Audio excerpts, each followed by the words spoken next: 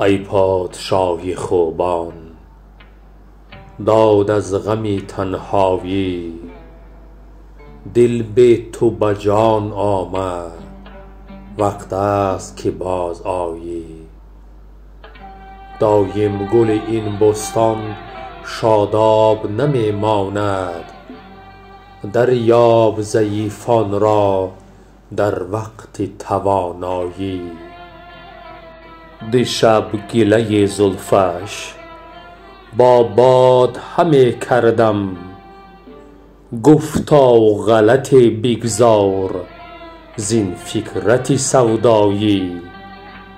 صد باد صبا اینجا با سلسله می رقصند، این است حریف ای دل تا باد نپیمایی. مشتاقی و مهجوری دور از تو چنانم کرد، کز دست نخواهد شد پایان شکیبایی. یا رب با کی باید گفت این نکته که در عالم رخسار به کس ننمود آن شاهد هر جایی.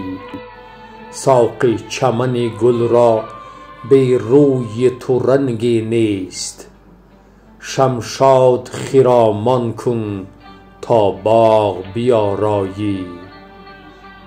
ای درد توام درمان در بستر ناکامی، و یاد تویم مونس در گوشه تنهایی. در دایره قسمت ما نقطه پرگاریم، لطف آنچه تو اندیشی حکم آنچه تو فرمایی. فکر خود و رأی خود در عالم رندی نیست، کفر است در آن مذهب خودبینی و خودرایی.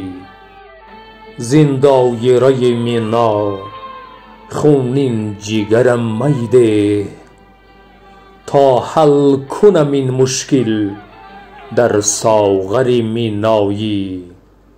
حافظ شب هجران شد بوی خوش وصل آمد، شادیت مبارک باد ای عاشق شیدایی.